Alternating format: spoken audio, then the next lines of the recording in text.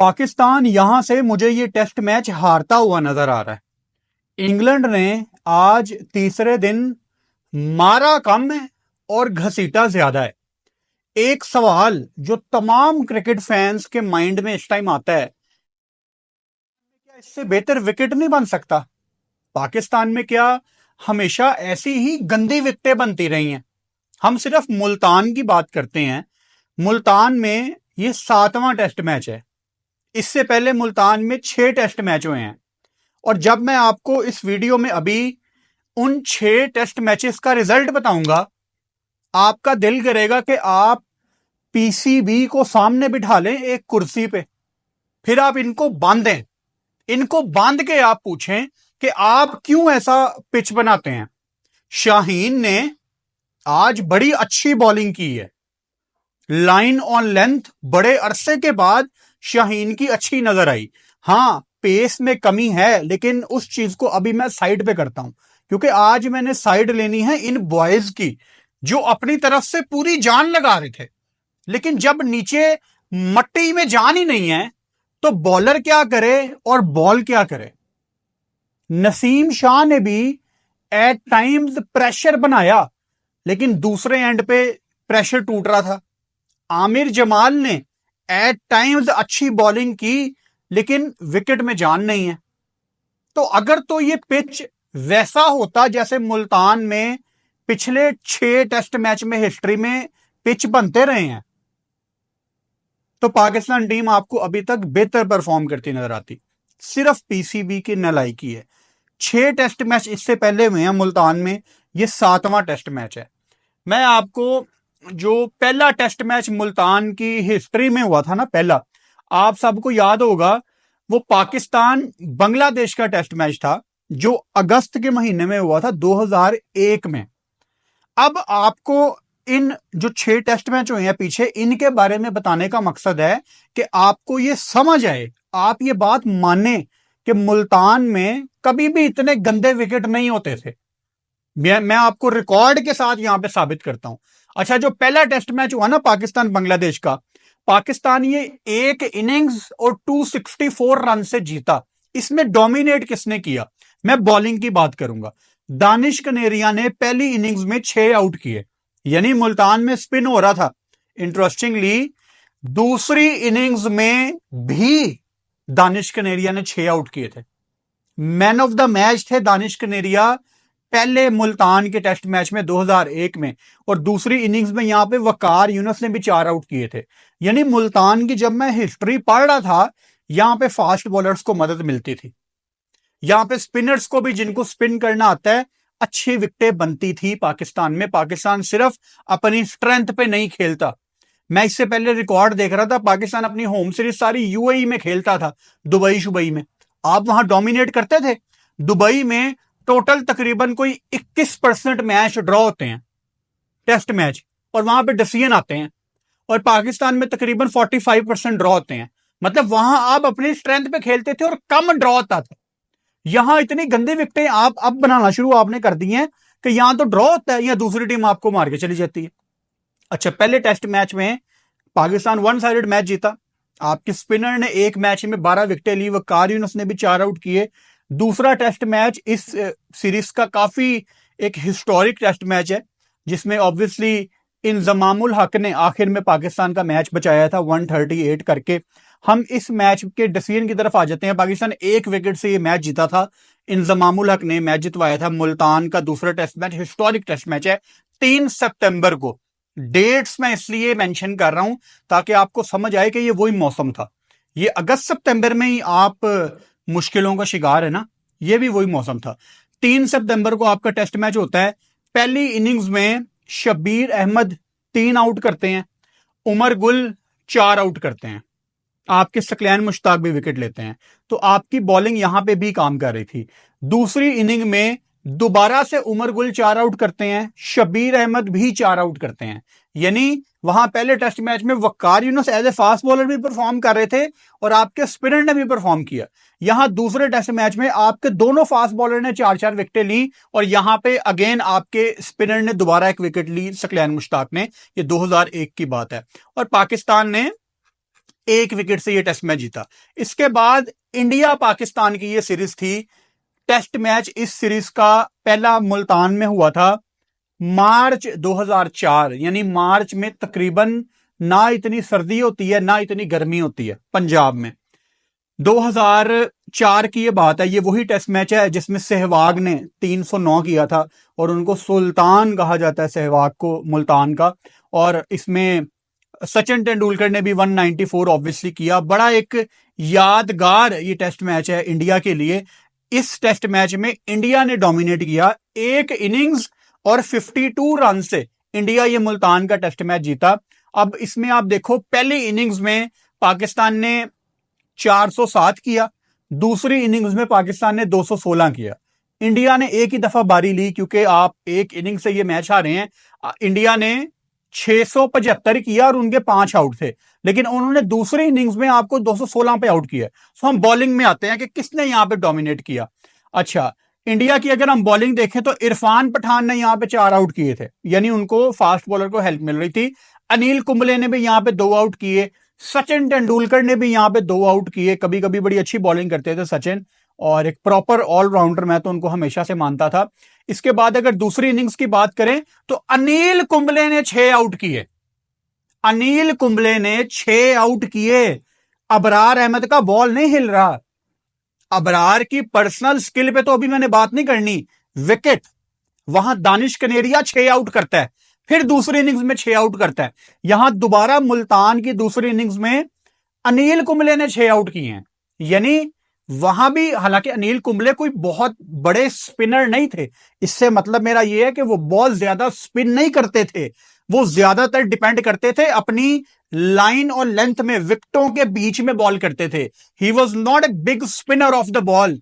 कोई इस चीज के लिए वो फेमस नहीं थे कि उनकी बॉल इतनी इतनी स्पिन होती है, नहीं, उनकी लाइन और लेंथ थी।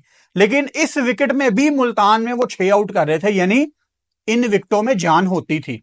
अच्छा, हम उसके बाद अगले टेस्ट मैच की तरफ आ जाते हैं। ये इंग्लैंड और पाकिस्तान का टेस्ट मैच है, पहला टेस्ट मैच मुल्तान का। ये सर्दियों में हो रहा है, नवंबर में, 12 नवंबर 2005 को ये टेस्ट मैच हो रहा है, और पाकिस्तान ने 22 रन से ये टेस्ट मैच जीता था। पहली इनिंग्स में पाकिस्तान ने 274 किया, दूसरी इनिंग्स में पाकिस्तान ने 341 किया।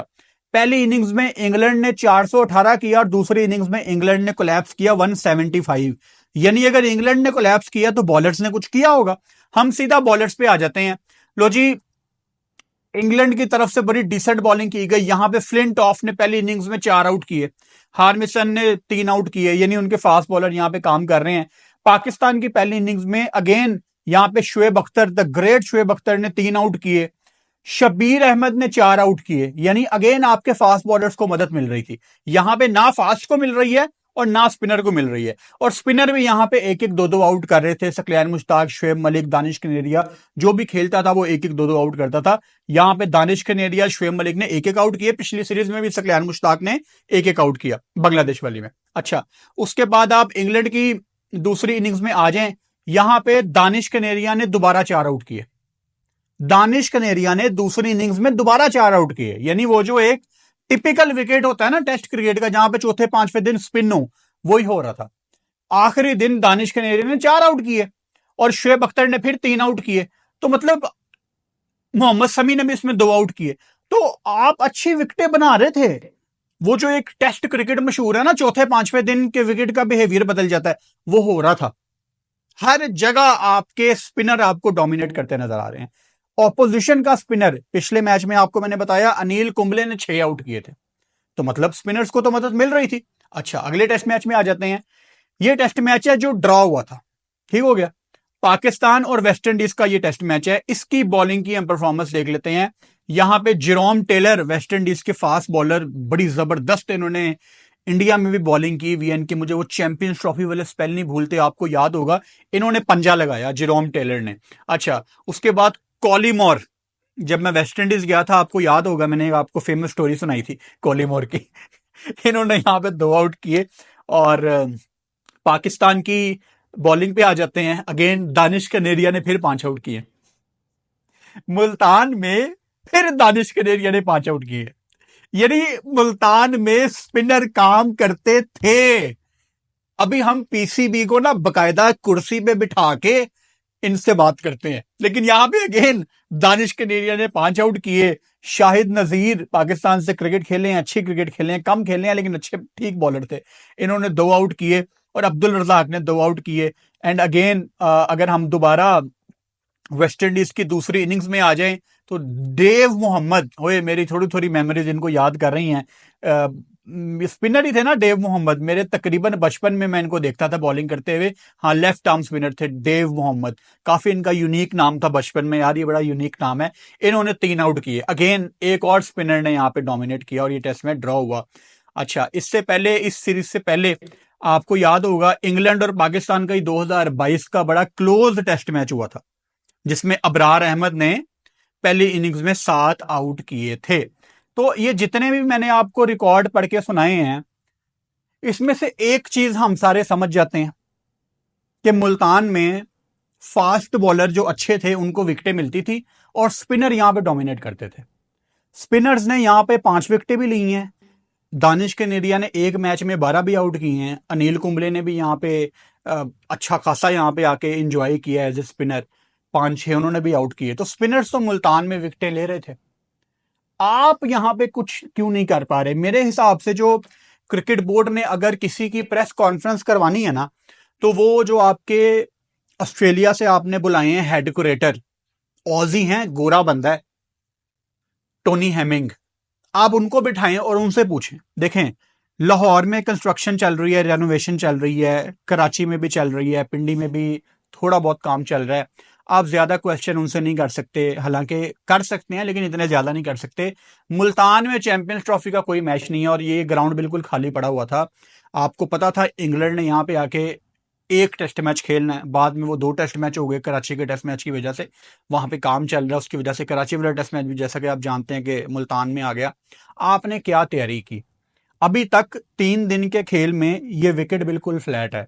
मतलब आखिरी एक घंटे में तकरीबन, जब पुराना बॉल था पाकिस्तान के पास, नया बॉल लेने से पहले, पाकिस्तान ने, अबरार अहमद ने, मेरा ख्याल है गिन के टोटल जो मैंने उनकी सुबह से शाम तक बॉल देखी है, एक तो वो राउंड द विकेट बॉलिंग कराते हैं।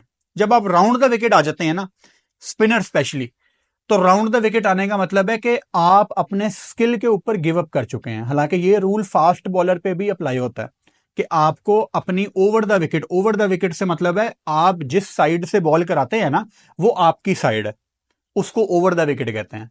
जब आप घूम के दूसरी साइड पे आ जाएं, उल्टी साइड से, जिनको नहीं समझ आ रही उनके लिए बता रहा हूं, जब आप दूसरी साइड से आ जाएं, उसको राउंड द विकेट कहते हैं कि आप दूसरी साइड से आ रहे हैं। जैसे आज अबरार अहमद यहां से बॉल कराते हैं लेकिन वो यहां से करवा रहे थे, तो इसका मतलब है कि आप गिव अप कर चुके हैं। अब आपने टारगेट की हुई है उसकी टांगे बैटर की, कि मैं किसी तरीके इसको एलबी कर दूं।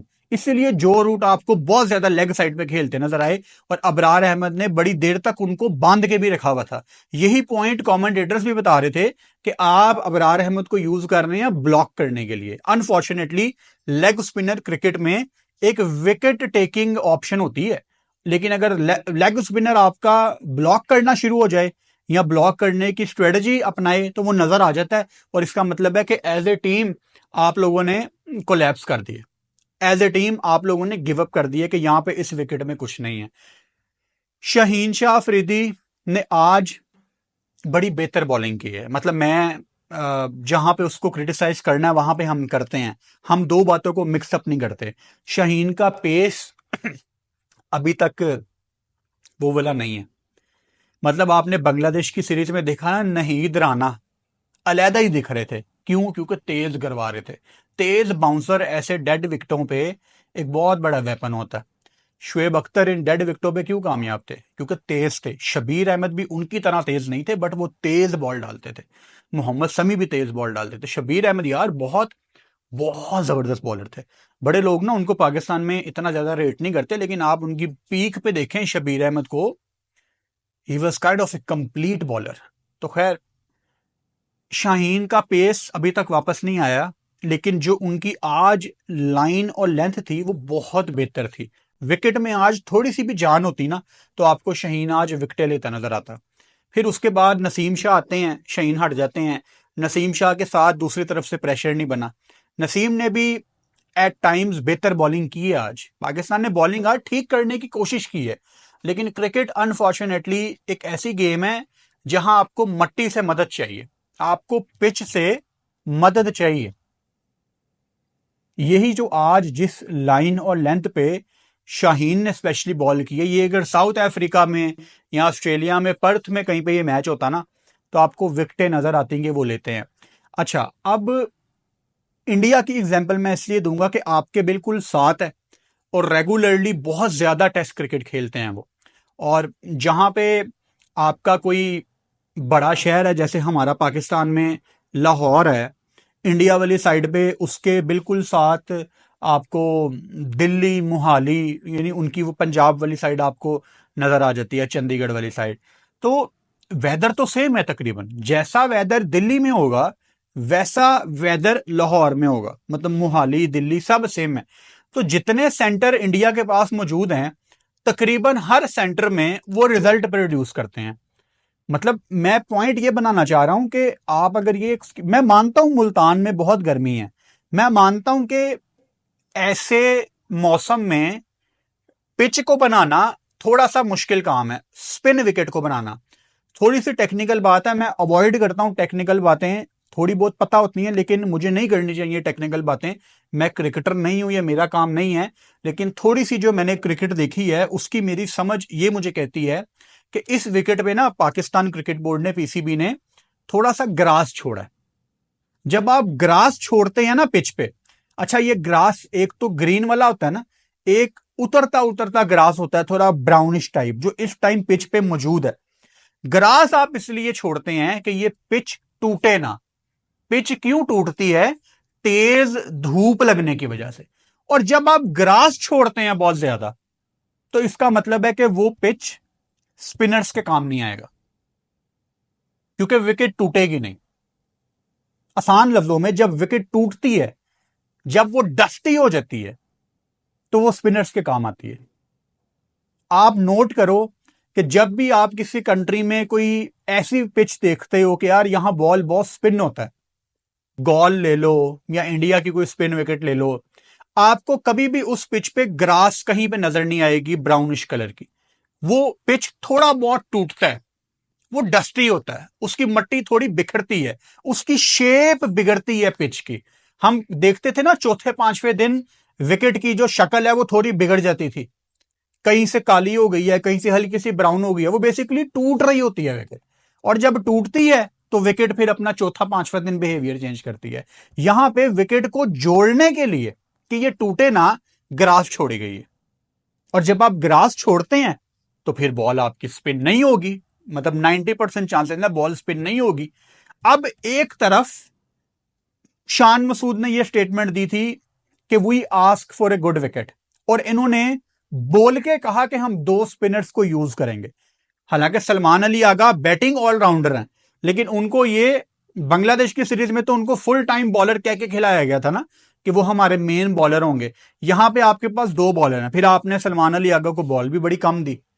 तो मैं आपको प्लान बताना चाह रहा हूं कि फैक्ट्स ये कहते हैं कि पीसीबी और ये क्रिकेट टीम एक पेज पे नहीं है, इनकी कोई कम्युनिकेशन गैप है। अनफॉर्चुनेटली इतना हारने के बाद भी अभी भी इनके दरमियान कोई कम्युनिकेशन गैप है। पिच कुरेटर कुछ और बनाना चाह रहा है या उससे बन नहीं रहा, और Shan Masood as a captain, as management, Jason Gillespie, वो कुछ और चाह रहे हैं। अगर तो आप स्पिन के लिए विकेट आप चाह रहे थे और आपने ऑब्वियसली सलमान अली आगा और अबरार अहमद को खिलाया भी, तो फिर विकेट में ग्रास क्यों थी? चलो ठीक है, आपने मैच शुरू कर दिया, फिर आगा को एक टाइम तक आगा ने बस 5 ही ओवर किए हुए थे, आपने उसको इतनी बॉलिंग नहीं दी जितनी आपने अबरार को दी। 30-35 ओवर कराते हो। फिर साउथ शकील को आप बहुत लेट लाए, मतलब आपको समझ आ गया था as a captain Shan Masood के ये विकेट स्पिनर्स के लिए नहीं है। तो फिर आपको शान मसूद किसका गिरेबान पकड़ना है पीसीबी में, ये आप डिसाइड कर लो, क्योंकि कुछ ना कुछ गड़बड़ हो रही है ऊपर वाली साइड से। अब असल में जो प्रेस कॉन्फ्रेंस करनी चाहिए ना, वो टोनी हैमिंग को करनी चाहिए, जो हेड क्यूरेटर है। उनसे पूछा जाए पिच के बारे में, शान क्या बता देगा? पिच के बारे में जेसन गिलेस्पी क्या बता देगा? और जिसने बनाई है उससे पूछो कि ये क्या है। और दूसरे टेस्ट मैच में भी तकरीबन यही होना है, वो लेफ्ट साइड वाली पिच होगी या राइट साइड वाली पिच होगी, इन्होंने 5 विकेट्स बनाई हुई हैं।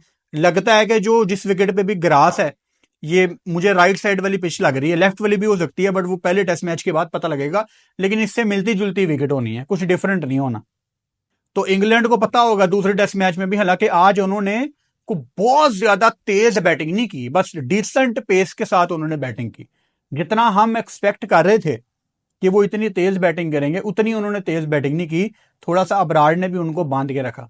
अब कल मेरे हिसाब से इंग्लैंड 100-150 तक लीड लेगा और उनकी कोशिश होगी कि जल्द से जल्द वो पाकिस्तान को बैटिंग कराएं। और दूसरी इनिंग्स में पाकिस्तान अपना दुश्मन खुद है। दूसरी इनिंग्स में फर्ज करो इंग्लैंड ने आपको 100-150 से ज्यादा नहीं देनी लीड, ये देख लेना आप। इंग्लैंड आपको 100-150 की लीड देगी दूसरी इनिंग्स में। I hope I am wrong, ऐसा ना हो, लेकिन रिकॉर्ड ये कहते हैं कि दूसरी इनिंग्स में पाकिस्तान कोलैप्स करता है। मुश्किल से ये 200-250 करते हैं।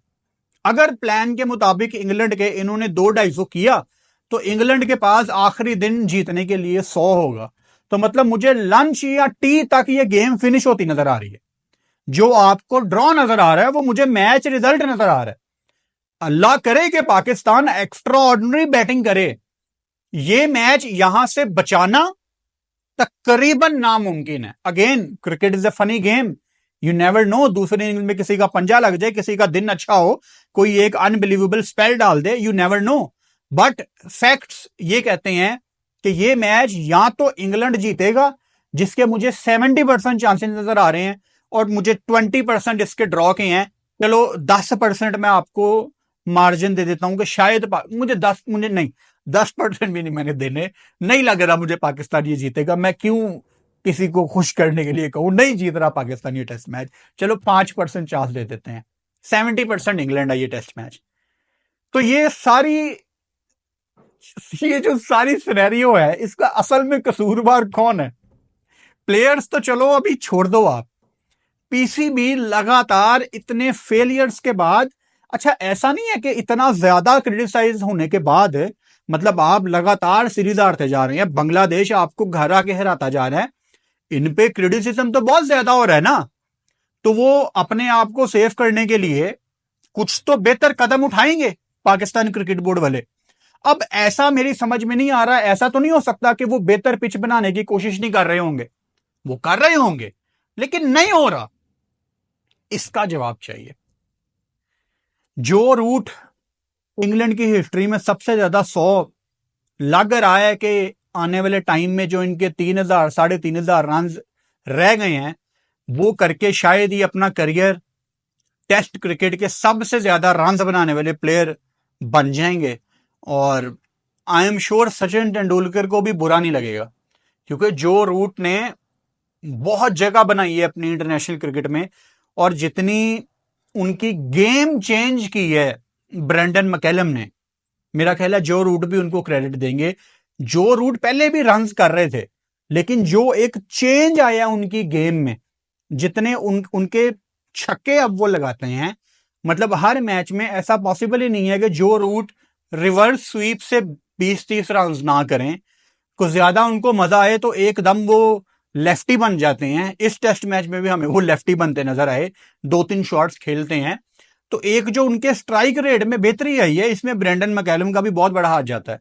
हालांकि अभी जो रूट ने कर लिए 12,000 तकरीबन रन, शायद उनके 9-10 हजार होते रन, लेकिन वो तेजी जो आई है वो ब्रेंडन मैकलम की बैस बॉल की वजह से आई है। और इंग्लैंड मेरे हिसाब से इस टाइम एक बहुत अच्छी पोजीशन में है, और अगले टेस्ट मैच में इंग्लैंड और ज्यादा चढ़ के आएगा, क्योंकि बेन स्टोक्स मोस्ट प्रोबेबली वापस आ जाएंगे, और जब वो टीम में आ जाते हैं तो टीम में एक अच्छा बैलेंस आ जाता है। हैरी ब्रुक ने भी बड़ी जबरदस्त बैटिंग की, हालांकि एट टाइम्स वो अपना हाथ खोलना चाह रहे थे, लेकिन उन्होंने भी 100 करने से पहले भी कोई इतनी तेज बैटिंग नहीं की। मतलब इतनी तेज बैटिंग से मेरा मतलब है जिस तरह हम एक्सपेक्ट कर रहे थे ना कि ये मार धार करेंगे, उस तरह नहीं किया। आते साथ उन्होंने किया, मेरा ख्याल है कोई 46 ओवर्स में इनका 247 था, इंग्लैंड का कुछ ऐसा था। मतलब वो एट टाइम्स खेलते रहे हैं, तेज खेलते रहे हैं, फिर पेस नीचे लाते रहे हैं, फिर पेस ऊपर जाता रहा।